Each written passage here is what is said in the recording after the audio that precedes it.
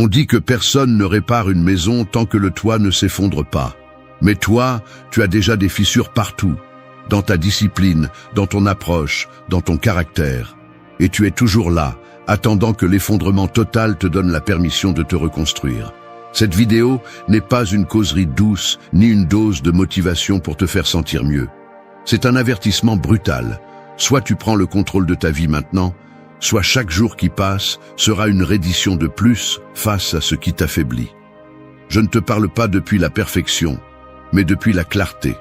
Parce que moi aussi j'étais là, prise au piège dans des excuses déguisées en raisons, reportant des changements avec des phrases comme « ce n'est pas encore le moment »,« j'ai besoin d'être motivé »,« je dois me sentir prêt ». Mais cette mentalité est le cancer qui te maintient bloqué. Et si tu ne l'arraches pas à la racine, tu vas continuer à répéter les mêmes erreurs avec une nouvelle justification chaque année. Le stoïcisme n'est pas une philosophie pour décorer ton compte Instagram. C'est une façon de vivre qui te brise pour te reconstruire. Ici, il n'y a pas de place pour les plaintes, ni pour la culpabilité, ni pour l'auto-tromperie, seulement pour ce que tu peux contrôler, ton attitude, tes actions, ton esprit.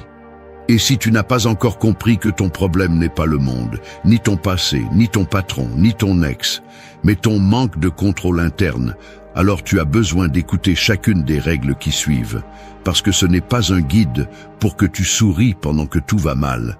C'est un guide pour que tu te lèves, que tu te mettes en ordre et que tu agisses avec une brutalité honnête. Ce que tu es sur le point d'entendre ne va pas caresser ton ego, il va l'écraser. Mais si tu oses rester jusqu'à la fin, tu ne seras pas le même, tu seras plus fort.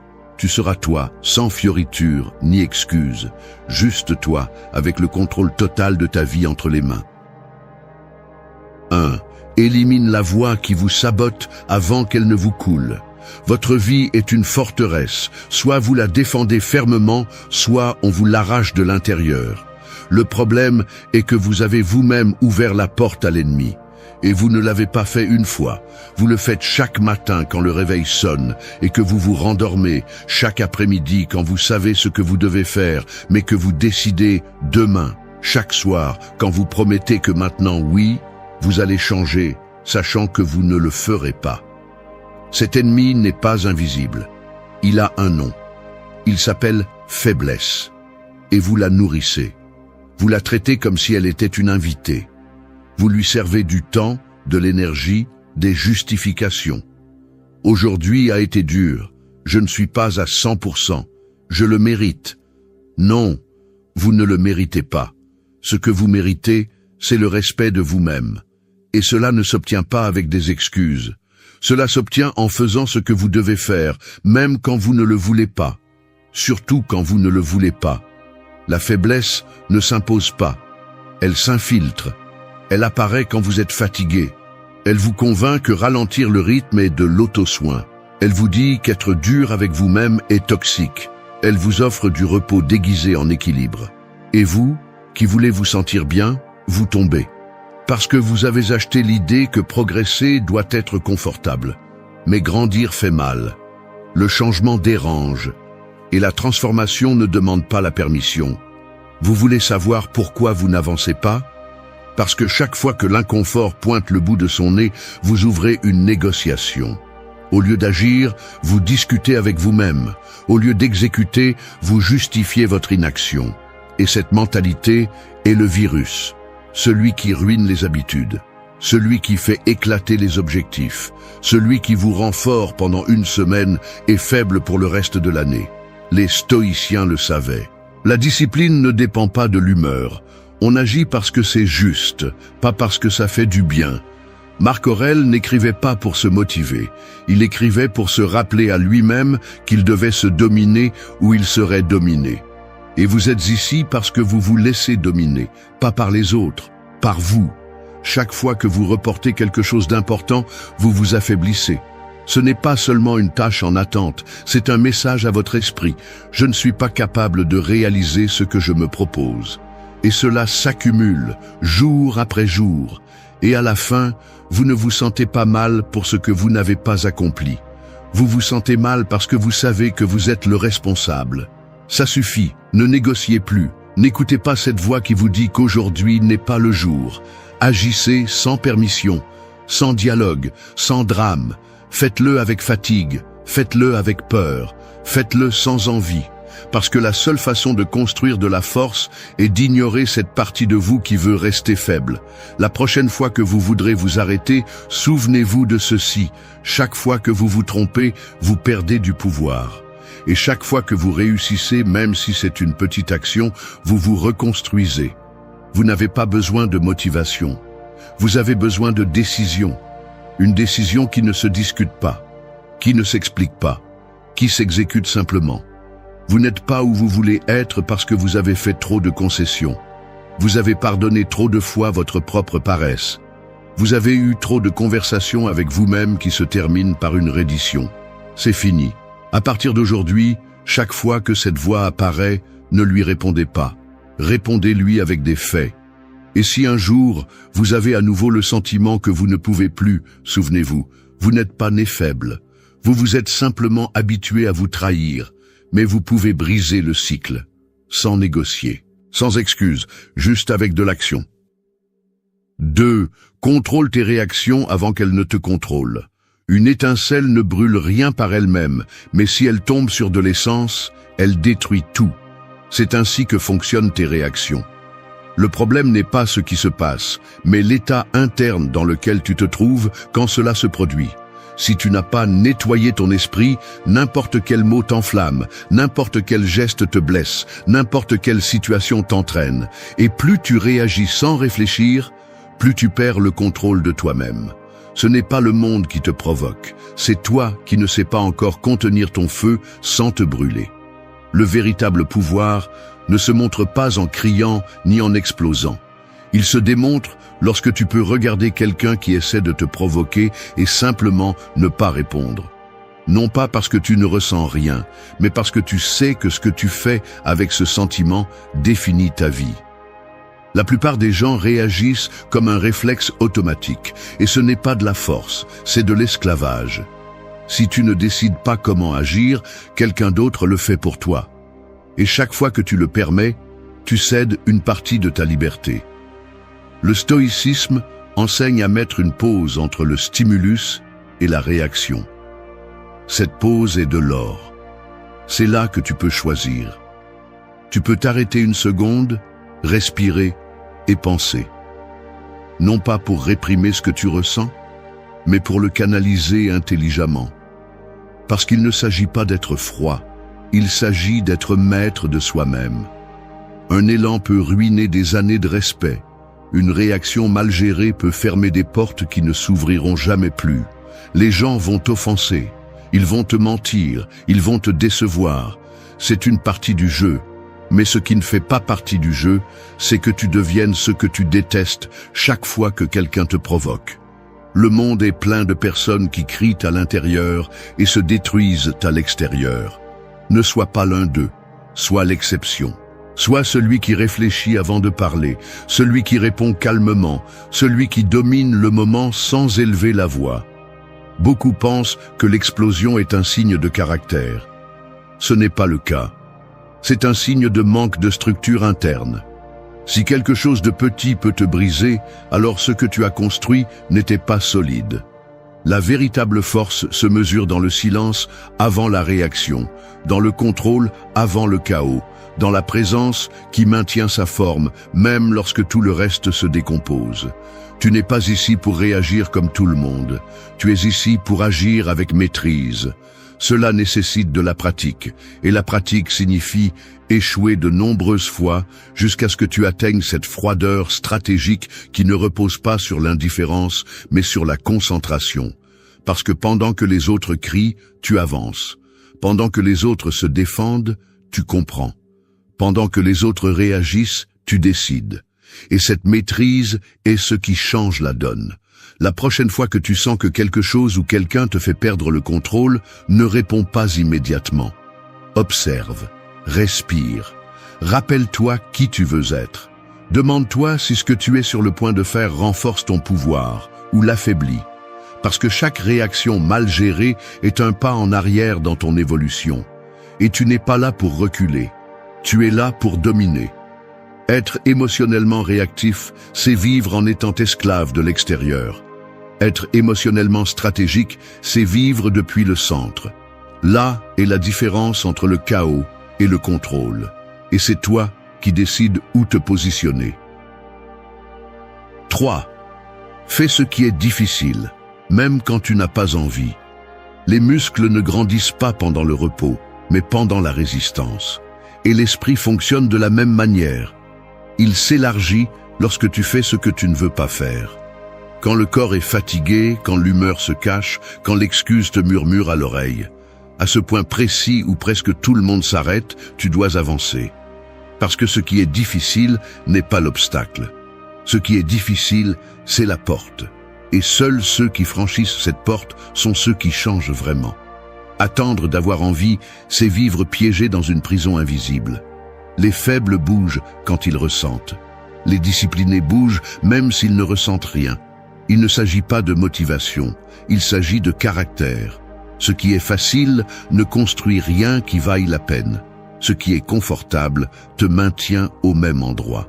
Si tu continues à choisir ce qui est plus doux, tu finiras par être trop fragile pour te soutenir quand les choses deviennent dures. La plupart des gens vivent en fonction de l'impulsion. Si la journée est bonne, ils s'efforcent. S'ils se sentent inspirés, ils avancent. Mais quand la fatigue arrive, ils se justifient. Quand l'inconfort apparaît, ils reculent. Rien ne se transforme ainsi. Peu importe si tu as du talent, des idées ou des rêves. Si tu ne fais pas ce qui est inconfortable, ce qui exige, ce qui fait mal, ton potentiel reste endormi. Et avec le temps, il disparaît. Fais ce qui est difficile. Même si personne ne te voit, même si tu n'as pas envie, même si cela semble ne pas en valoir la peine, parce que c'est là que tu te sépares du reste, c'est là que tu construis quelque chose qui ne dépend pas du temps, de l'humeur ou de l'approbation. Tu le construis à partir de la trempe, à partir de la capacité d'exécuter pendant que les autres attendent le moment parfait. Les stoïciens comprenaient que ce qui est précieux coûte. Il n'y a pas de grandeur sans inconfort. Il n'y a pas de vertu sans sacrifice. Si tu n'es pas prêt à payer le prix de l'effort, alors tu es condamné à payer le prix du regret. Et c'est le plus élevé de tous. Parce qu'il arrive tard. Il arrive quand tu ne peux plus revenir en arrière. Il arrive quand tu as déjà perdu le temps, la force et l'opportunité. Le problème n'est pas que tu ne sais pas quoi faire. Le problème est que tu n'es pas prêt à le faire quand cela devient lourd. Parce que ce qui est difficile met à l'épreuve ton intégrité. Et c'est là que beaucoup se brisent. Ils remplissent leur bouche de belles paroles, mais au moment réel, ils choisissent de se reposer. Ils choisissent d'arrêter. Ils choisissent de revenir à ce qui les maintient dans le même cercle. Tu n'es pas là pour ça. Tu es là pour te durcir, pour répondre par l'action quand le corps demande une trêve, pour te lever tôt sans consulter la paresse, pour dire oui au travail acharné quand l'esprit crie de le laisser pour plus tard, parce que c'est ce qui façonne le respect de soi, accomplir quand personne ne t'oblige, agir quand il n'y a pas de récompense immédiate, le faire parce que tu l'as décidé, pas parce que quelqu'un t'a motivé. Fais ce qui est difficile et fais-le sans chercher d'applaudissements, sans le poster sur les réseaux, sans le raconter à personne.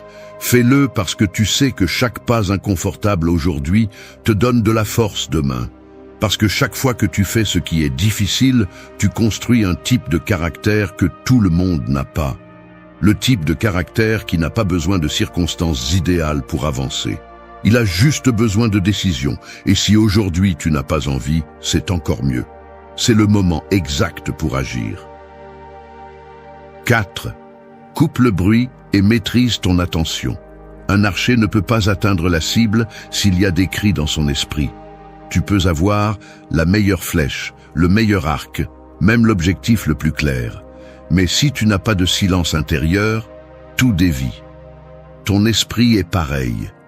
Il ne faillit pas par manque de capacité, mais par excès de bruit. Et le bruit n'est pas toujours audible à l'extérieur. Parfois, il se trouve dans les pensées que tu n'as pas choisies, dans les distractions que tu nourris toi-même, dans cette anxiété constante à vouloir tout faire sauf ce qui compte vraiment. Tu vis saturé, ton attention est fragmentée. Un message, une notification, une conversation sans sens, une préoccupation qui ne change rien. Tout cela rivalise pour ton attention. Et toi, sans t'en rendre compte, tu donnes ce que tu as de plus précieux, ta capacité à diriger ton énergie vers ce qui compte. Celui qui ne contrôle pas son attention ne contrôle pas sa vie, parce que tu finis par réagir au monde au lieu de le construire. Couper le bruit ne signifie pas te déconnecter du monde, mais filtrer ce qui mérite vraiment ta présence mentale. C'est te rendre compte que tout ce qui est urgent n'est pas important et que tout ce qui demande ton attention ne le mérite pas. Il y a des personnes, des idées, des contenus et des pensées qui ne sont là que pour te vider, pour divertir ton esprit pendant que ta vie est en retard. Et si tu ne fais rien à ce sujet, ils décideront pour toi ce que tu fais, ce que tu penses et en qui tu te transformes. Les stoïciens parlaient de l'importance de la maîtrise intérieure. Tu ne peux rien maîtriser à l'extérieur si tu ne gouvernes pas ce qui se passe à l'intérieur. Et cela commence par l'attention. Tu dois décider chaque jour à quoi tu donnes de l'espace. Parce que chaque seconde que tu donnes à l'inutile, tu la prends à ce qui transforme vraiment. Tu ne peux pas te plaindre de tes résultats si tu passes plus de temps à vérifier ce que font les autres qu'à construire le tien. L'attention est un muscle. Elle s'entraîne. Elle se renforce lorsque tu décides de ne pas ouvrir ce réseau social, lorsque tu laisses ton téléphone de côté, lorsque tu dis non à ce qui te fait perdre ta clarté. Celui qui vit interrompu finit inachevé, parce qu'il n'entre jamais en profondeur.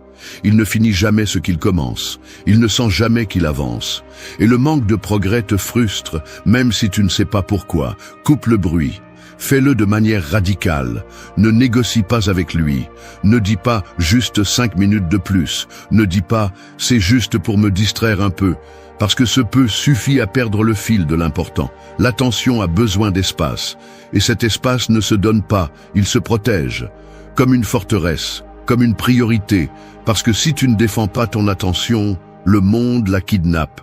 Tu n'es pas la victime de tes distractions. Tu es complice. Tu décides à quoi tu cliques, quelle conversation tu suis, quelle pensée tu nourris. Tu choisis si tu restes ferme ou si tu te perds dans le superficiel.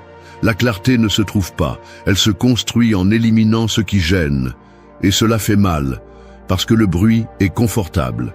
Il est plus facile de se distraire que de faire face à ce qui est en suspens. Mais c'est seulement en affrontant l'inconfort que tu récupères le contrôle. Alors décide aujourd'hui sur quoi tu vas te concentrer et élimine tout ce qui n'apporte rien. Ne le garde pas pour plus tard. Ne le mets pas en pause. Coupe-le. Parce que l'attention ne définit pas seulement ta productivité, elle définit ton identité. Celui qui se concentre avance. Celui qui se disperse s'éteint. 5. Arrête de chercher l'approbation. Un miroir brisé va toujours déformer ton reflet. Et pourtant, beaucoup continuent à regarder là, espérant se voir bien. C'est ainsi que fonctionne la recherche constante d'approbation. Tu attends la validation de personnes qui n'ont même pas leur vie en ordre. Tu mendies la reconnaissance de ceux qui ne comprennent pas ton chemin. Et tu adaptes ton identité pour correspondre à un moule qui ne t'a jamais rendu justice. Et tu sais ce qui est le pire? Tu fais tout cela sans t'en rendre compte, parce que le besoin d'être accepté n'est pas toujours crié. Parfois, il se déguise en humilité, en sympathie, en « je suis flexible », alors qu'en réalité, c'est la peur de déplaire. Tu es tellement occupé à vouloir plaire que tu oublies de rester ferme. Tu changes ton ton, ton rythme, tes décisions, juste pour éviter les critiques ou l'inconfort. Mais ce que tu évites n'est pas le conflit externe, c'est le conflit interne. Parce que chaque fois que tu agis contre ce que tu es juste pour plaire, tu t'abandonnes. Et cette trahison silencieuse, répétée jour après jour, est celle qui te déconnecte le plus de toi-même. Tu veux savoir pourquoi tu n'avances pas? Parce qu'au fond, tu as encore besoin que quelqu'un te dise que tu fais bien. Comme si ta valeur devait être approuvée par un applaudissement ou un regard extérieur. Mais le stoïcisme est clair, ta valeur ne vient pas de l'extérieur. Elle vient de ta vertu, de ta cohérence, de ta capacité à agir selon tes principes, même lorsque personne ne regarde. Les grands ne sont pas ceux qui plaisent à tous. Ce sont ceux qui supportent le rejet pour rester fidèles à eux-mêmes. Et si tu n'es pas prêt à être mal compris, à être critiqué, à être jugé, alors tu n'es pas prêt à être authentique. Parce que l'authenticité n'est pas confortable. Elle est ferme. Elle dérange les insécurisés. Elle agace ceux qui vivent en prétendant. Et si tu veux être réel, tu dois être prêt à perdre les applaudissements. Tu n'es pas ici pour t'intégrer. Tu es ici pour construire quelque chose de toi-même. Et tu ne peux pas le faire si tu es attaché au besoin d'être accepté. Cette chaîne est invisible, mais elle pèse. Elle te fait parler moins clairement, prendre moins de risques, montrer moins de ce que tu penses vraiment. Et le pire, elle t'éloigne des gens qui pourraient te respecter pour qui tu es vraiment. Arrête de vivre pour plaire. Tu n'es pas obligé d'être aimé. Tu n'as pas besoin de t'adapter à chaque groupe pour avoir de la valeur. Tout ce dont tu as besoin, c'est du respect de toi-même. Et ce respect naît lorsque tu dis ce que tu penses, fais ce que tu crois et maintiens ton cap, même si la majorité ne le comprend pas. Parce que c'est là que le caractère se voit, non pas dans ce que tu dis que tu es, mais dans ce que tu maintiens lorsque l'environnement te demande de te plier. Beaucoup traversent la vie déguisée en version agréable d'eux-mêmes. Et ensuite, ils ne comprennent pas pourquoi ils se sentent vides, pourquoi ils ne se connectent à rien de réel, pourquoi ils se sentent perdus même s'ils sont entourés de gens. Parce que vivre en cherchant l'approbation te remplit de bruit, mais te vide de l'intérieur. Tu es présent, mais tu n'es pas toi. Le jour où tu arrêteras de chercher l'approbation, tu commenceras à vivre depuis ton centre. Les opinions continueront, mais elles ne feront plus mal. Les critiques viendront, mais elles ne te freineront plus. Et là, tu découvriras quelque chose de puissant. Tu n'as pas besoin de plaire à tout le monde. Tu as juste besoin de te respecter suffisamment pour ne pas changer pour personne. 6. Le silence et le pouvoir. Parle moins, domine plus. Une tempête n'avertit pas avec des cris, elle arrive en silence et change tout. Le véritable pouvoir fonctionne de la même manière. Il n'a pas besoin de s'annoncer, il ne cherche pas à être vu, il n'exige pas d'attention. On le ressent. Et pourtant, aujourd'hui, nous vivons à une époque où tout le monde veut être entendu, tout le monde veut dire quelque chose, tout le monde cherche à avoir le dernier mot. Mais plus tu parles, plus tu perds d'énergie. Plus tu expliques, plus tu t'exposes. Plus tu fais de bruit, moins tu entends ce qui compte vraiment. Le silence n'est pas une absence, c'est une stratégie. C'est la façon la plus solide de garder ton centre lorsque tout autour de toi cherche à te déstabiliser. Les faibles réagissent avec des mots, ils se justifient, ils s'expliquent, ils se défendent à la moindre égratignure. Mais celui qui se maîtrise de l'intérieur n'a pas besoin de cela. Le silence devient son armure. Non pas parce qu'il ne peut pas parler, mais parce qu'il n'a pas besoin de le faire pour avoir du poids. Parler moins n'est pas se taire par peur, c'est choisir chaque mot avec intention. C'est comprendre que tout ne mérite pas une réponse, que tous les commentaires ne nécessitent pas ton opinion, qu'il y a plus de force dans un regard ferme que dans 1000 discours impulsifs. Tu n'es pas ici pour convaincre le monde de qui tu es. Tu es ici pour le prouver par ce que tu fais, pas par ce que tu dis. Celui qui sait utiliser le silence apprend à observer.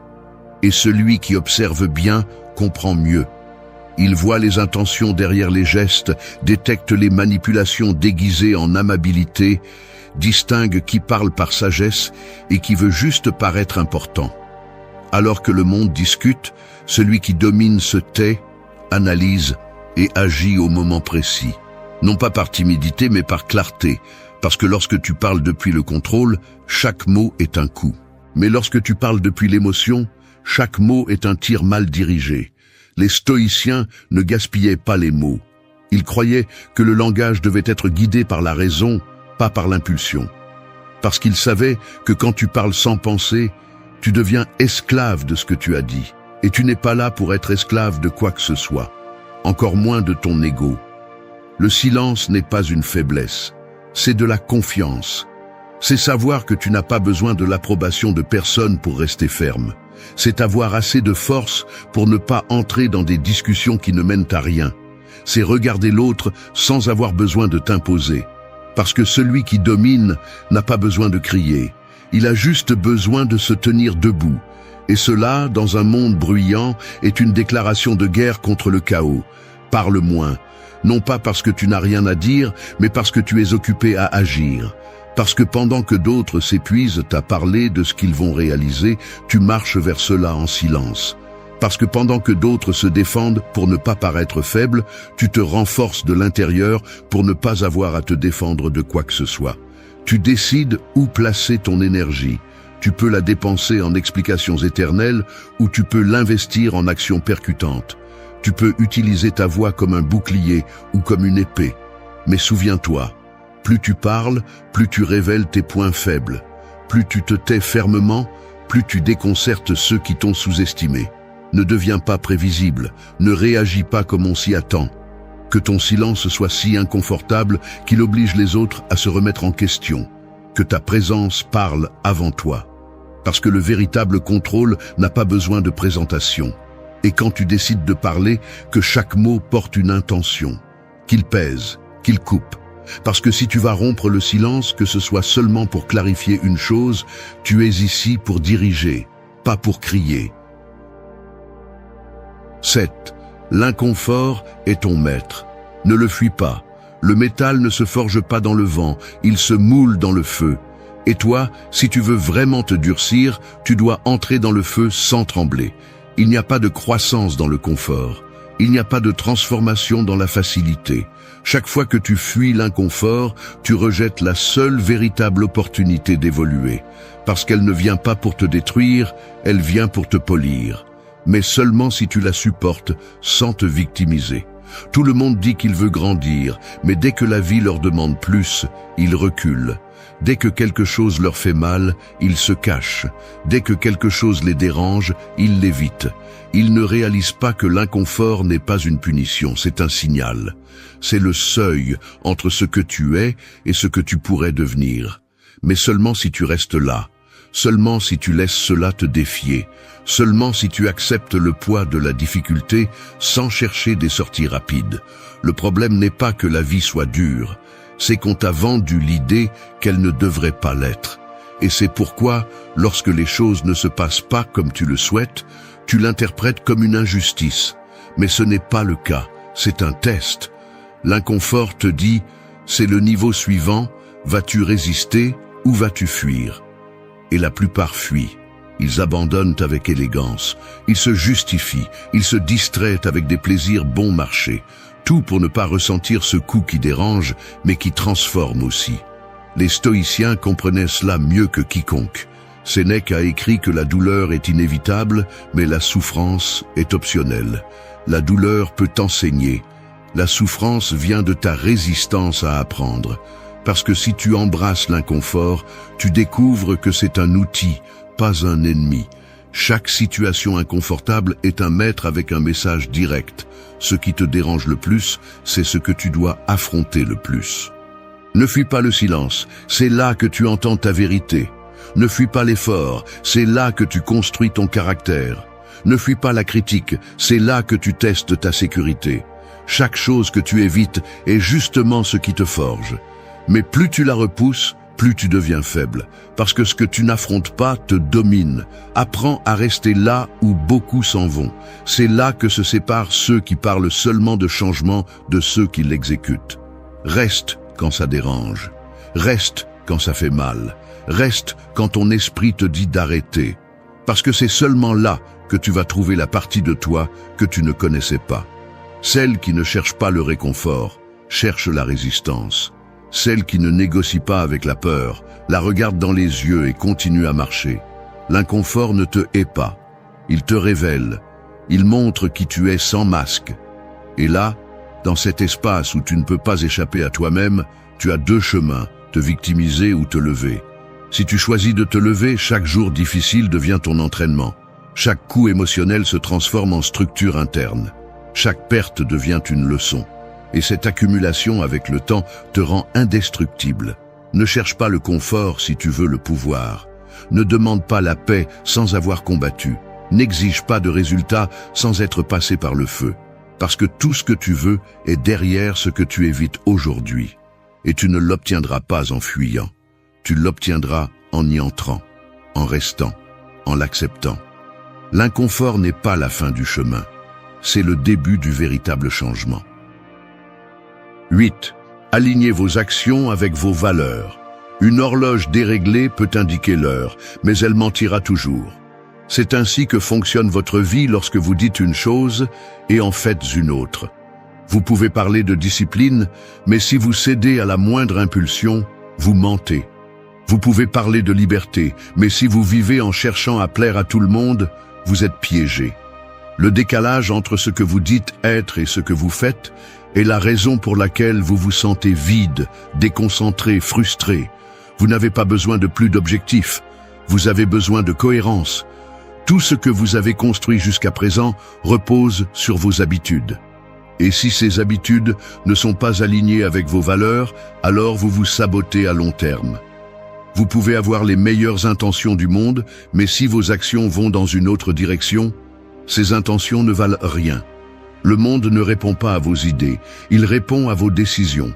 Ce que vous faites lorsque personne ne vous voit est ce qui définit le cours de votre vie. Et voici la partie difficile. Si vous n'agissez pas selon ce que vous dites croire, vous vous trahissez. Personne ne peut le remarquer, mais vous le savez. Et cette auto-tromperie silencieuse est plus corrosive que toute critique externe. Parce que chaque fois que vous rompez votre parole, chaque fois que vous vous promettez quelque chose et que vous ne le tenez pas, vous enseignez à votre esprit qu'il ne peut pas vous faire confiance. Et un esprit qui ne se fait pas confiance ne construit rien de solide. Les stoïciens parlaient de la vertu comme le centre de tout. Non pas comme une idée moraliste, mais comme une norme interne. Vivre en vertu signifie que vos actions reflètent vos principes, que votre vie est une manifestation de ce que vous valorisez. Et cela ne se réalise pas avec des discours, cela se réalise avec des décisions quotidiennes, avec fermeté, avec inconfort, avec sacrifice. Vous voulez avoir la paix intérieure ? Alignez votre comportement avec ce que vous savez être juste.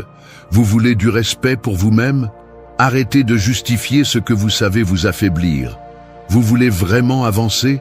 Soyez brutalement honnête avec vous-même et éliminez toute action qui ne représente pas la personne que vous dites être. Il ne suffit pas de paraître, il faut être. Vous n'avez pas à être parfait, mais vous devez être cohérent. Si vous échouez, que ce soit à cause de vos limites, pas de votre paresse. Si vous tombez, que ce soit pour avoir essayé au maximum, pas pour avoir évité l'effort. Et si vous décidez quelque chose, que cela se voit dans votre comportement. Parce que personne ne se respecte pour ce qu'il pense. On se respecte pour ce qu'on fait.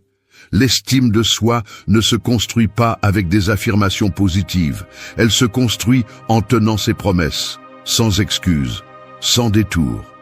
Aligner vos actions avec vos valeurs est la chose la plus simple à comprendre et la plus difficile à exécuter.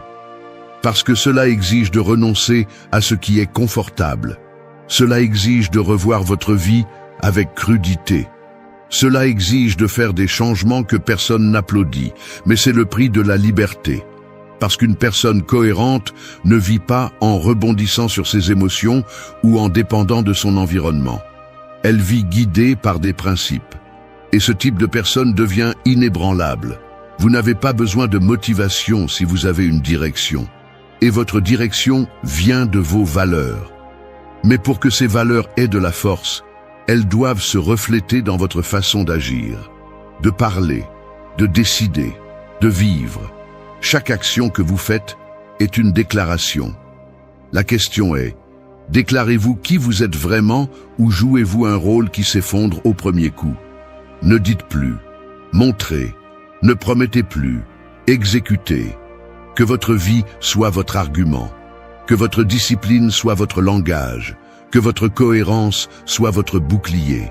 Parce qu'à la fin, celui qui s'aligne avance, et celui qui avance en silence, avec fermeté, sans dévier de ce qu'il croit, finit par être invincible. Merci d'être resté jusqu'à la fin de la vidéo. Si vous avez tout vu, commentez « Je suis stoïcien » comme notre signe secret, indiquant que vous êtes un véritable apprenant du stoïcisme. N'oubliez pas de vous abonner et de liker la vidéo si elle vous a plu. Rendez-vous dans la prochaine vidéo. On dit que le feu détruit, mais il révèle aussi de quoi tu es fait. Quand tout se brise en toi à cause d'une trahison, tu as deux options, crier comme tout le monde, ou durcir en silence. Et ceux qui se transforment vraiment ne font pas de scandale. Ils se lèvent sans prévenir, sans demander pardon pour avoir changé, sans avoir besoin de prouver quoi que ce soit à qui que ce soit. Ce n'est pas une vidéo pour les cœurs faibles. C'est pour ceux qui ont déjà touché le fond et sont prêts à utiliser la douleur comme carburant. Parce qu'il n'y a rien de plus puissant que quelqu'un qui se reconstruit sans faire de bruit, qui ne court pas après celui qui l'a blessé, qui ne laisse pas une blessure définir son chemin. L'homme stoïcien ne réagit pas, il calcule, il observe, et il agit quand personne ne s'y attend. La trahison n'est pas la fin, c'est le début d'une nouvelle version de toi. Et dans cette vidéo, tu vas découvrir comment te transformer à travers la douleur sans avoir besoin de vengeance, sans chercher d'explication. Juste toi, ta discipline, ton silence et ta croissance. Reste, parce que ce qui suit n'est pas un discours motivant, c'est une stratégie. Et si tu l'appliques, tu vas cesser d'être la victime pour devenir quelqu'un d'impossible à briser. 1. Le silence est ta vengeance la plus puissante. Le volcan ne prévient pas avant d'entrer en éruption. Il reste silencieux pendant que tout brûle à l'intérieur. Mais quand il décide de parler, il ne le fait pas avec des mots, il le fait en changeant le paysage. Ton silence doit être ainsi, non pas une pause, mais une transformation que personne ne voit venir. Parce que quand quelqu'un te fait du mal, quand on te trahit, le bruit qu'ils cherchent est ta réaction. Ils attendent tes cris, tes réclamations, ton besoin d'attention. Mais l'homme fort ne donne pas ce spectacle. Il reste silencieux, parce qu'il sait que sa véritable vengeance n'est pas dans ce qu'il dit, mais dans ce qu'il devient. Le silence n'est pas de la lâcheté, c'est une stratégie, c'est la force. C'est ce moment où tu choisis de ne pas te laisser traîner par quelqu'un qui a déjà prouvé qu'il ne te mérite pas. C'est l'instant où tu décides que ton énergie ne sera pas gaspillée en explications vides, parce que tu n'as pas à convaincre quiconque de ta valeur, celui qui ne l'a pas vu quand tu étais là, qu'il le remarque quand tu n'es pas là. Tu n'as pas besoin de crier pour être respecté. Tu as juste besoin de disparaître et de travailler sur toi. Celui qui te trahit espère te voir tomber. Il attend tes messages, tes appels, tes reproches. Il espère que tu perdras le contrôle, que tu te brises. C'est pourquoi le silence fait plus mal que n'importe quel mot. Parce que tu ne leur donnes pas ce qu'ils attendent, tu ne leur donnes pas le drame, tu leur donnes l'absence, tu leur donnes l'indifférence, tu leur donnes une version de toi qui n'a plus besoin d'attention. Et cela les laisse sans armes. Beaucoup ne comprennent pas le pouvoir du silence parce qu'ils ont peur d'être seuls avec leurs pensées. Ils ont besoin de parler, de se justifier, de remplir le vide avec des mots qui ne servent à rien. Mais tu n'es pas ici pour ça. Tu es ici pour apprendre à respirer au milieu du chaos, pour transformer chaque mot que tu n'as pas dit en une décision ferme, pour prouver que tu peux te reconstruire sans faire de bruit. Parce que quand tu ne réponds pas, quand tu choisis de travailler sur toi plutôt que de discuter, tu gagnes une guerre que l'autre ne sait même pas qu'il a commencé. Le silence pose aussi des limites. Il indique clairement que tu n'accepteras pas moins que ce que tu mérites. Et tu n'as pas besoin de le dire. Tu as juste besoin de partir, de te taire et de te concentrer. Dans cet espace où personne ne sait ce que tu penses ni ce que tu feras, c'est là que tu reprends le pouvoir. Il n'est pas nécessaire de clore des cycles avec des discours. Le cycle se termine de lui-même lorsque tu décides de ne plus investir d'énergie là où il n'y a plus de valeur. Ne te trompe pas, le silence n'est pas de la passivité. C'est une action interne. C'est de la discipline. C'est s'asseoir avec soi-même, regarder la douleur dans les yeux et décider qu'elle ne va pas définir ton prochain pas, que tu ne vas pas supplier pour de l'attention ni valider ta douleur avec la compassion des autres. Tu prends soin de toi et quand tu reviendras, tu le feras avec une présence si forte que personne ne pourra t'ignorer. Alors garde tes mots, n'explique pas, ne réclame pas, ne tombe pas dans le jeu de montrer ta blessure. Tais-toi Observe, travaille, laisse ton absence faire le travail pour toi. Parce que plus les autres font de bruit, plus celui qui choisit de se taire et de se transformer en silence a d'impact. 2. Ne poursuis pas celui qui a brisé ta valeur. La couronne tombée dans la boue ne perd pas sa valeur, elle cesse simplement de briller pour les aveugles. Il en va de même pour toi. Lorsqu'une personne décide de te trahir, de briser ta confiance ou de s'éloigner sans raison apparente, ce n'est pas toi qui perds de la valeur. C'est cette personne qui démontre qu'elle n'est pas à ta hauteur. Mais le problème commence lorsque toi, au lieu d'avancer, tu décides de suivre celui qui t'a piétiné. Tu poursuis, tu demandes, tu rampes. Et c'est là que tu commences à perdre. Non pas parce que tu ne vaux rien, mais parce que tu permets à quelqu'un d'autre de dicter combien tu vaux. Poursuivre celui qui t'a fait du mal, c'est lui donner ton pouvoir sur un plateau. C'est lui offrir ton énergie, ta paix et ta dignité. Et tout cela pourquoi? Par peur d'être seul? Par attachement à une idée qui s'est déjà brisée? Tu ne peux forcer personne à rester, à te respecter, à valoriser ce que tu as donné. Et plus tu t'efforces de le faire, plus tu te diminues à ses yeux. Parce que celui qui a besoin de mendier de l'amour, le perd déjà.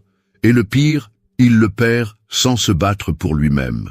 L'homme stoïque ne supplie pas, ne court après personne, non pas parce qu'il ne ressent rien, mais parce qu'il comprend que sa valeur ne dépend pas de l'acceptation des autres. Si quelqu'un part, si quelqu'un te fait défaut, si quelqu'un décide de briser ce que vous aviez, qu'il reste avec sa décision. Tu ne bouges pas de ta place de dignité. Parce que une fois que tu sors à la recherche de celui qui t'a méprisé, tu ne marches plus avec assurance, tu rampes. Et personne qui rampe n'inspire le respect. De plus, il y a quelque chose que peu de gens comprennent. Lorsque tu poursuis, tu perds ta direction. Tu commences à tourner autour de ce que l'autre pense, ressent ou veut, et tu t'oublies. Tu cesses de te construire pour devenir un mendiant émotionnel. Tu attends des miettes, des explications, des excuses, alors que ce dont tu as vraiment besoin, c'est du silence, de la distance et de la concentration. Au lieu de poursuivre, arrête-toi, respire, regarde-toi. Demande-toi pourquoi tu serais prêt à courir après quelqu'un qui a déjà prouvé qu'il peut vivre sans toi. Le respect ne se réclame pas, il se projette. Et cette projection commence par ne pas bouger quand quelqu'un s'éloigne, par ne pas poursuivre celui qui a déjà brisé ce que vous étiez, par ne pas frapper à des portes fermées, parce que celui qui ne valorise pas ta présence ne valorisera pas non plus ton insistance. Tôt ou tard, celui qui part sans raison suffisante regarde en arrière. Mais quand il le fait, qu'il te trouve loin, fort et en paix, non pas en train de courir, non pas en train de demander, mais en train de construire une vie dans laquelle il n'y a plus de place pour celui qui t'a brisé. Tu n'es pas une option de secours, tu n'es pas un plan B ni quelqu'un qui attend d'être choisi, tu es quelqu'un qui choisit.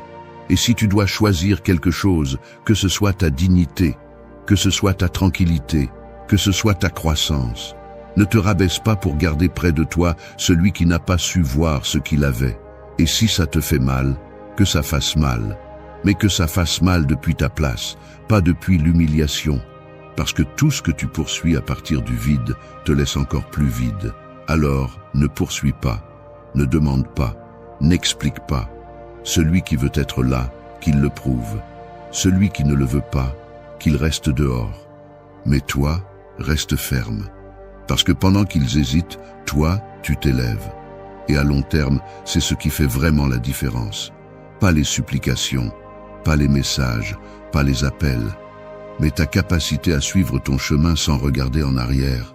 C'est la plus grande preuve de force, et celui qui ne le comprend pas, qu'il te regarde de loin, mais sans plus avoir accès à toi. 3. Reconstruis ton esprit et ton corps dans l'ombre. Un arbre ne crie pas quand il prend racine, il le fait en silence, sous terre, où personne ne le voit, mais où se passe l'essentiel. Tu dois être comme ça après le coup. Alors que tout le monde s'attend à ce que tu t'effondres, tu te reconstruis de l'intérieur. Tu ne publies pas de phrases vides, tu ne partages pas d'insinuations, tu ne racontes pas ta douleur à tout le monde, tu ne t'exposes pas, tu disparais. Parce que ce qui est forgé dans l'ombre résiste ensuite à n'importe quelle tempête. La plupart tombent dans le piège de montrer leur force avant de la voir. Ils postent des photos, feignent des progrès, exagèrent des réussites. Mais c'est de l'ego, pas de la transformation. Le vrai changement ne s'expose pas, il se travaille. Et si tu veux vraiment te reconstruire, commence par fermer la bouche et ouvrir les yeux. Tu n'as pas besoin de validation pendant que tu guéris. Tu as besoin de silence. Tu as besoin de discipline. Tu as besoin d'une routine si solide qu'elle ne te laisse pas le temps de te lamenter. La tristesse peut frapper à ta porte, mais ne la laisse pas s'installer. Donne-lui une chaise, mais pas une maison. Reconstruire ton esprit ne signifie pas seulement penser différemment, c'est discipliner chaque pensée. Chaque fois que le souvenir, la douleur, la trahison apparaissent, ne te laisse pas emporter. Observe-le, comprends-le et laisse-le passer. Et au lieu de te demander pourquoi c'est arrivé, demande-toi pourquoi. Qu'est-ce que tu devais apprendre? Quelle partie de toi devait se briser pour que tu puisses maintenant grandir plus fort?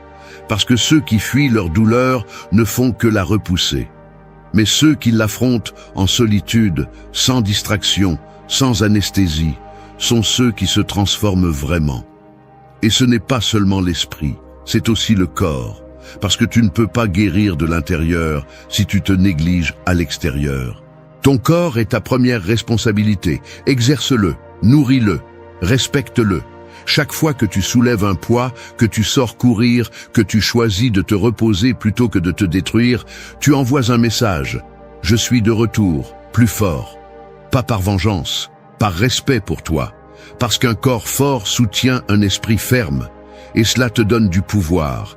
Le pouvoir de ne pas avoir besoin que quelqu'un te sauve. Le monde n'a pas besoin de voir ton processus, il a besoin de voir ton résultat. Que quand tu reviens, tu ne sois pas le même, que tu ne te brises plus pour la même chose, que tu ne supplies plus, que tu ne justifies plus, que tu n'expliques plus. Qu'ils te voient et ne comprennent pas comment tu as fait pour être si en paix, si concentré, si ferme, et que ce doute les consume, parce que ta victoire est là, pas dans le fait d'écraser l'autre, mais dans le fait d'avoir vaincu l'ancien toi. Le problème est que beaucoup veulent guérir sans changer. Ils veulent rester aux mêmes endroits, avec les mêmes personnes, en faisant la même chose. Mais la vraie transformation exige renonciation. Renoncer aux excuses, aux plaintes, au besoin d'avoir raison, à tout ce qui ne correspond plus à la version de toi que tu construis. Et ça fait mal. Mais ça fait plus mal de rester brisé pour correspondre à ce qui t'a brisé. Alors, au lieu de parler, entraîne-toi. Au lieu de chercher du réconfort, crée une structure. Au lieu de supplier une explication, sors marcher, lis, fais quelque chose qui te rapproche de ta meilleure version. Que ton esprit devienne plus affûté et ton corps plus résistant. Parce que pendant que tu évolues en silence, ceux qui te sous-estimaient restent les mêmes. Mais toi, tu as changé. Tu as compris que l'obscurité n'est pas venue pour te détruire. Elle est venue pour t'entraîner. Et quand tu reviendras, tu n'auras pas besoin de dire un seul mot, parce que ta nouvelle présence parlera pour toi. Et ceux qui ont douté, ceux qui sont partis, ceux qui t'ont brisé, ils ne sauront tout simplement pas comment t'affronter, parce que tu ne seras plus le même. Tu seras quelqu'un qui s'est levé dans l'ombre pour briller sans demander la permission. 4. Coupe le contact et ne donne pas d'explication. Un animal comme le serpent mue sans s'excuser de laisser derrière lui ce qui ne lui sert plus. Il le laisse simplement partir. Il ne le justifie pas. Il ne le traîne pas. Il continue simplement parce que rester avec l'ancien l'empêche de grandir. C'est ainsi que tu dois agir. Lorsque quelqu'un te blesse, lorsqu'une relation devient une source constante d'épuisement, tu n'as pas à expliquer ta distance. Tu n'as pas à justifier ta décision.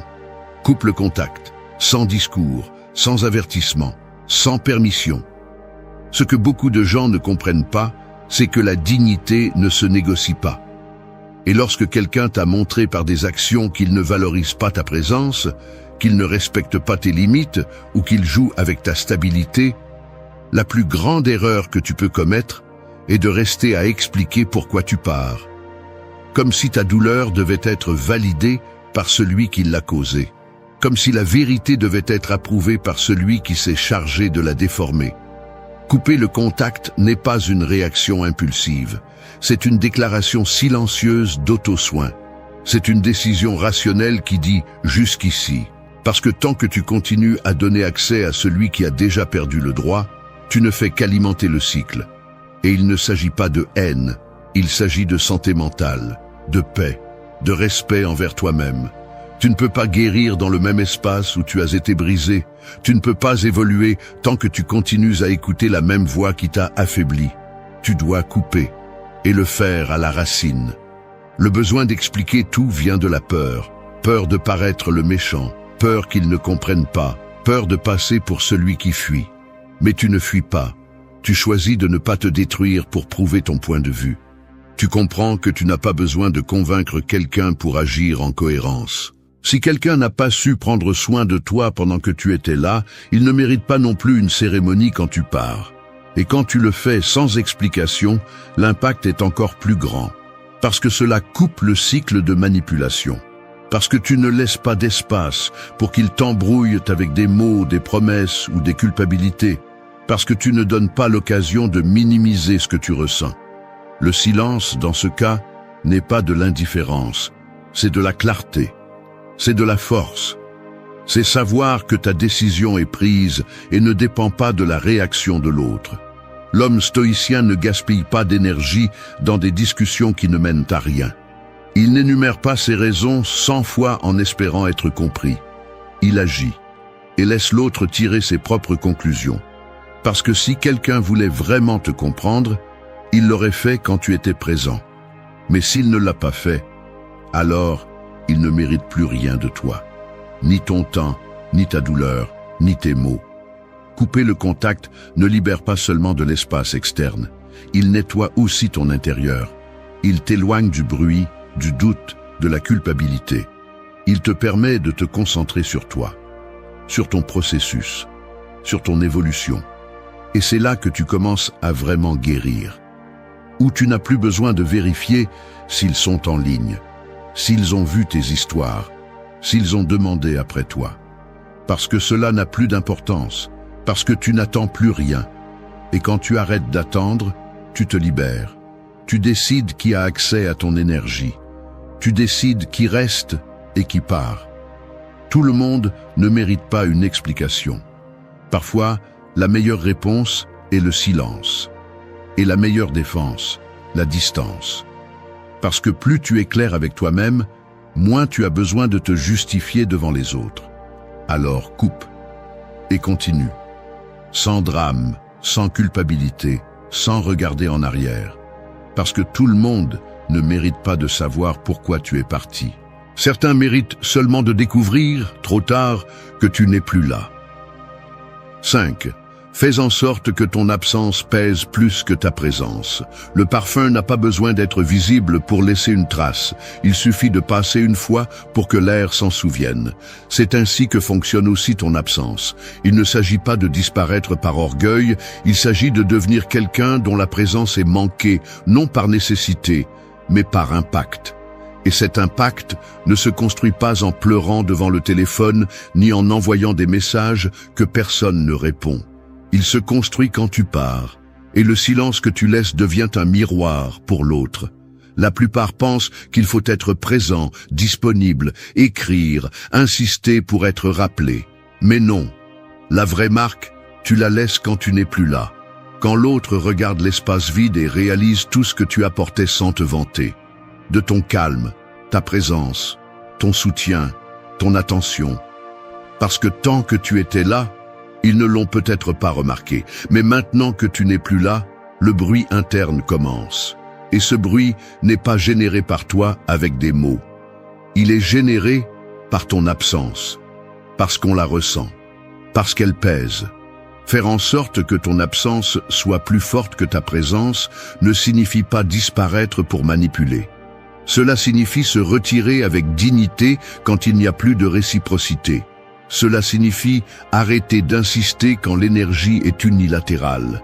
Et tu n'as pas besoin de prévenir, tu n'as pas besoin de longs adieux ni de scènes dramatiques. Tu as juste besoin de partir et de travailler sur toi et de faire en sorte que ta vie continue avec tant de force que l'autre, même s'il ne dit rien, le remarque. Parce que personne n'oublie celui qui a su partir à temps. L'homme stoïcien ne reste pas là où il n'y a plus de croissance. Il n'attend pas qu'on l'expulse émotionnellement. Il ne tolère pas à moitié pour avoir de la compagnie. Il part. Mais il ne part pas avec rancœur. Il part avec fermeté. Parce qu'il comprend que rester là où il ne se sent pas vu, c'est se trahir lui-même. Et quand tu te trahis, tu perds tout. Même ce que tu croyais avoir. L'absence pèse quand tu laisses une version de toi qui valait la peine. Quand tu as donné sans supplier. Quand tu étais là sans t'imposer, quand tu as apporté sans attendre d'applaudissements. C'est là que ton départ fait mal, parce que tu ne t'es pas enfui en criant, tu es parti en silence, laissant une trace qui ne peut être remplacée par n'importe qui. Et c'est la leçon, fais en sorte que ta présence soit si authentique, si ferme, que lorsque tu n'es plus là, ton silence soit plus inconfortable que n'importe quelle dispute. Mais pour y parvenir, tu dois d'abord te construire. Parce que si tu pars et que tu ne t'améliores pas, alors tu as juste disparu. Mais si tu pars et que tu grandis, si tu pars et que tu te concentres, si tu pars et que tu élèves ton niveau, alors tu deviens inoubliable. Non pas pour ce que tu as dit, mais pour ce que tu es devenu. Parce que pendant que tu te reconstruis, les autres restent dans le même cycle, répétant des schémas, justifiant des vides, cherchant à l'extérieur ce qu'ils ont perdu à l'intérieur. Et oui, certains ne vont pas admettre qu'ils te manquent, ils ne le diront pas, ils ne te chercheront pas, ils ne le montreront pas, mais cela ne signifie pas qu'ils ne le ressentent pas, ils y penseront quand ils seront seuls, ils le sentiront quand ils parleront à nouveau avec quelqu'un qui n'a pas ton tempérament, ta vision, ta sérénité, et c'est là que tu as gagné, sans combattre, sans forcer, sans insister, fais en sorte que ton absence dérange, qu'elle éveille la conscience, qu'on se souvienne de toi non pas pour ce que tu as dit en partant, mais pour ce que tu étais pendant que tu étais là, parce que c'est ce qui ne s'efface pas. Et c'est là le véritable pouvoir, ne pas être présent par nécessité, mais absent avec poids. Un poids qui ne se voit pas, mais qui montre clairement que tu n'étais pas n'importe qui. Tu étais quelqu'un qui savait partir, et que tout le monde n'aura pas de nouveau. 6. Deviens quelqu'un d'impossible à détruire. Un diamant ne se forme pas dans le confort. Il naît sous pression, dans l'obscurité, en profondeur. Il ne brille pas parce qu'il a été choyé. Il brille parce qu'il a survécu. C'est ainsi que tu dois te forger. N'attends pas que la vie te traite avec douceur. N'attends pas que les gens prennent soin de toi comme tu as pris soin d'eux. Le coup arrive. La trahison arrive. L'abandon, le mensonge, la déception, tout cela arrive. Mais tu n'es pas ici pour te briser. Tu es ici pour te transformer en quelqu'un d'impossible à détruire. Être fort n'est pas devenir de pierre. C'est avoir un centre qui ne se brise pas même si tout autour s'effondre. C'est apprendre à garder son calme quand personne d'autre ne l'a. C'est comprendre que ta valeur ne dépend pas de la façon dont on te traite, mais de la façon dont tu réponds. Et non, ce n'est pas facile. Tu voudras abandonner. Tu voudras crier, te venger, disparaître. Mais c'est là que tu dois tenir bon. Parce qu'il n'y a pas de croissance sans résistance, pas de progrès sans poids, pas de force sans chaos. La clé est d'arrêter de chercher une protection extérieure. Personne ne va te sauver. Personne ne va guérir les blessures que tu choisis d'ignorer. Personne ne va construire pour toi ce que tu continues de repousser. Tu dois te lever, tu dois te renforcer de l'intérieur, et pas avec arrogance mais avec solidité. Tu dois entraîner ton esprit comme si c'était un muscle, nourrir ton corps comme si c'était un temple, et agir comme si tu étais déjà la personne que tu veux être. Parce que ce n'est pas de la prétention, c'est de la construction. La plupart veulent de la force sans effort. Ils veulent du respect sans cohérence. Ils veulent la paix sans discipline. Mais cela n'existe pas. Si tu veux être quelqu'un que personne ne peut détruire, commence par arrêter de dépendre. Arrête de dépendre de l'amour qu'on ne te donne pas, de la reconnaissance qui n'arrive pas, de la validation qui ne sert à rien. Apprends à être seul. Apprends à te soutenir. Apprends à vivre avec toi-même sans avoir besoin que le monde t'applaudisse. Et je ne parle pas de devenir froid, je parle de devenir ferme. Je parle de marcher avec la douleur sans la laisser te couler. De comprendre que chaque fois que tu te brises, on ne t'enlève rien, on te montre ce que tu dois encore travailler. Chaque trahison est une leçon, chaque chute, un test, et chaque personne qui te quitte, un filtre pour te rappeler que ta valeur n'est pas dans le fait d'être choisi, mais dans le fait d'être conscient de qui tu es. Devenir quelqu'un d'impossible à détruire n'est pas une question d'ego, c'est une question de respect de soi. De savoir ce que tu donnes, ce que tu vaux et ce que tu n'es plus prêt à tolérer. C'est regarder dans le miroir sans avoir à prétendre. C'est arrêter de demander la permission d'être toi. C'est parler peu, agir beaucoup et rester ferme même si tout autour de toi tremble. Et quand tu y arriveras, tu le remarqueras. Non pas parce que le monde te le dira, mais parce que le chaos n'aura plus le même effet sur toi. Parce que les opinions ne te pèseront plus. Parce que le rejet ne t'arrêtera pas. Parce que la douleur ne sera plus un ennemi, mais un maître. Parce que toi, sans faire de bruit, tu seras devenu une version si solide de toi que ni les mots, ni l'abandon, ni la perte ne pourront te toucher de la même manière. C'est l'objectif. Non pas vivre sans douleur, mais vivre au-dessus d'elle. Non pas éviter d'être déçu, mais arrêter de se briser pour cela. Être inarrêtable n'est pas avoir du pouvoir sur les autres, c'est avoir le contrôle sur soi. Et quand cela arrive, personne ne peut te détruire. Parce que tu as déjà appris à te reconstruire de l'intérieur et tout le monde n'atteint pas ce niveau. 7. Ne réponds pas, évolue. L'écho ne répond que lorsque tu cries, mais tu n'es pas un écho. Tu n'es pas là pour renvoyer le bruit qu'on te lance. Tu es là pour le surpasser. Parce que pendant que d'autres perdent leur temps à réagir, tu te transformes en quelque chose qui va au-delà de la discussion, de la colère ou du besoin d'avoir le dernier mot. La réponse la plus puissante ne se dit pas. Elle se démontre par des actes, par des changements, par une évolution, par des résultats si frappants que le silence devient la seule réponse nécessaire. Quand quelqu'un te fait défaut, il te provoque, il te cherche, il espère que tu te décomposes, que tu exploses, qu'il te montre ta douleur pour avoir le contrôle. Mais ce qu'ils n'attendent pas, c'est que tu ne dises rien, que tu ne renvoies pas d'insultes, que tu ne cours pas après, que tu ne publies pas d'allusions. Ce qui déconcerte celui qui fait du mal, ce n'est pas ta colère. C'est ton indifférence, ton avancement, ton calme, ta transformation. Parce que celui qui évolue sans faire de bruit dérange plus que celui qui crie en cherchant la justice. Répondre est facile, cela demande peu. Un doigt suffit pour écrire un message chargé d'émotions. Quelques secondes suffisent pour dire quelque chose que tu regretteras plus tard. Mais il ne s'agit pas de facilité, il s'agit d'intelligence. Il s'agit d'avoir suffisamment de contrôle pour ne donner à personne le plaisir de voir qu'il a réussi à te sortir de ton centre. Ce n'est pas une faiblesse, c'est une maîtrise émotionnelle. C'est savoir que tout ne mérite pas une réponse et que la croissance intérieure sera toujours plus précieuse que de gagner une discussion. Parce qu'au final, qu'est-ce qui change en répondant? Penses-tu vraiment qu'une explication supplémentaire, une dispute de plus, un argument de plus va te donner la paix? Non. Cela ne fait que te lier, cela te replonge dans le cycle, cela te connecte à la douleur, cela t'empêche d'avancer. En revanche, lorsque tu choisis le silence, lorsque tu choisis d'évoluer, tu dis « Cela ne me définit pas, je continue ». Et ce message ne peut être ignoré par même le plus égoïste, parce qu'il parle fort, même sans mots.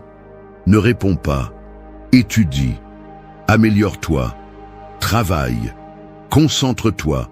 Utilise cette énergie que tu investissais auparavant à t'expliquer, à réclamer, à prouver, pour construire la meilleure version de toi.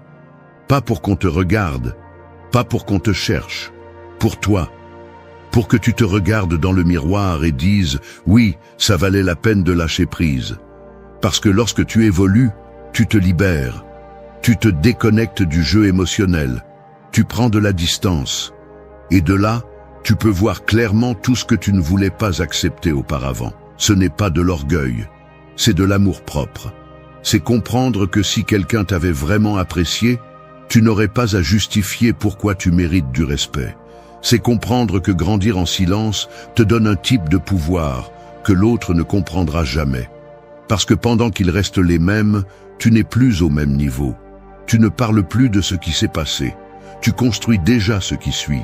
Et oui, l'orgueil voudra parler, l'émotion va pousser, mais c'est là que ta force est mise à l'épreuve. C'est là que tu décides qui tu es vraiment. Celui qui réagit comme toujours ou celui qui se transforme une fois pour toutes. Celui qui attend toujours des réponses ou celui qui est déjà trop occupé à être sa propre solution. Celui qui regarde en arrière ou celui qui avance sans besoin de bruit. Ne réponds pas. Évolue. Parce que le temps met tout le monde à sa place, mais tu peux prendre de l'avance si tu arrêtes de tourner autour de ce qui t'a brisé. Et quand ils reviendront chercher celui qu'ils connaissaient, ils ne le trouveront pas. Parce que tu ne seras plus là. Il ne restera que l'écho de quelqu'un qui a choisi de grandir. Et cela ne se discute pas. Cela se respecte. 8. Reviens sans prévenir comme une version irrésistible de toi. N'explique pas ton processus, n'annonce pas ton retour, ne dis rien, réapparaît simplement comme cette personne que personne n'a vu venir, mais que tout le monde va se rappeler. Le véritable changement ne se publie pas, il se vit en secret, il se construit en silence, et quand il est réel, il n'a pas besoin de crier.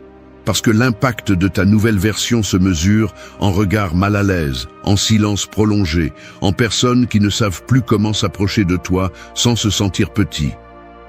Après la douleur, beaucoup veulent être entendus. Ils cherchent la reconnaissance. Ils veulent que les autres sachent combien ils ont changé. Mais ce besoin est le résidu de ce qui t'a brisé. Tu cherches encore l'approbation si tu as besoin de raconter à tout le monde ton évolution. Quand tu changes vraiment, tu ne veux plus rien expliquer. Tu n'as plus besoin de convaincre. Ta présence parle pour toi. Ton énergie ne peut pas être falsifiée. Elle se ressent, elle s'impose. Et elle montre clairement que celui qui revient n'est pas le même que celui qui est parti. Le but n'est pas de revenir avec une soif de vengeance. Cela te lie au passé. Tu reviens comme quelqu'un de libre, comme quelqu'un qui n'a plus besoin de personne pour se valider, comme quelqu'un qui a appris que la meilleure revanche est la transformation silencieuse.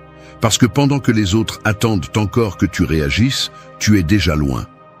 Ce n'est plus la rancœur qui te motive, c'est la vision. Tu ne te soucies plus de ce qu'ils pensent, tu te soucies de ce que tu deviens.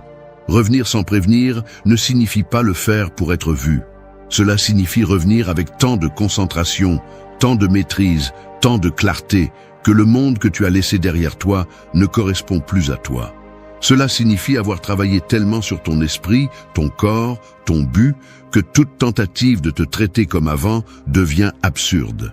Parce que tu n'as plus la même patience, ni les mêmes vides, ni le même silence que tu utilisais pour avaler ce que tu ne tolères plus aujourd'hui. Ne reviens pas pour la reconnaissance, reviens pour l'évolution, par respect pour toi-même. Parce que tu as compris que ta valeur ne dépend pas d'une réponse en attente, ni d'une excuse qui n'est jamais arrivée. Parce que tu ne cherches plus à fermer un cycle. Tu l'as déjà fermé le jour où tu as arrêté de regarder en arrière.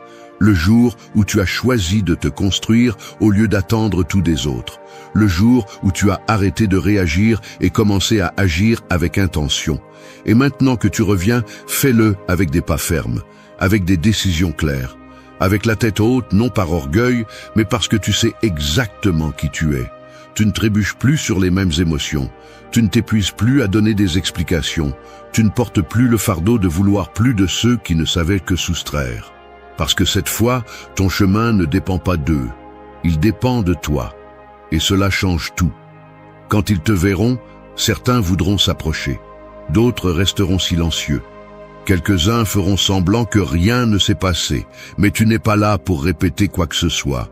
Tu es là pour qu'ils remarquent, sans que tu le dises, que tu joues maintenant à un autre niveau, que ton énergie n'est pas compatible avec la médiocrité, que tu ne reviens plus au passé, mais que tu es occupé à forger quelque chose de plus grand, quelque chose que tout le monde ne mérite pas de voir.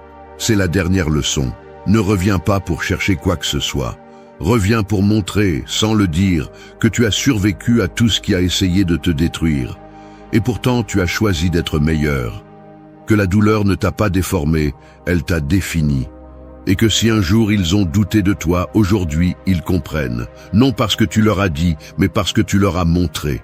Avec des faits, avec ta présence, avec ta transformation. Et sans prévenir. Merci d'être resté jusqu'à la fin de la vidéo. Si vous avez tout vu, commentez « Je suis stoïcien » comme notre signe secret, indiquant que vous êtes un véritable apprenant du stoïcisme. N'oubliez pas de vous abonner et de liker la vidéo si elle vous a plu. Rendez-vous dans la prochaine vidéo et rappelez-vous, continuez à cultiver votre esprit stoïque.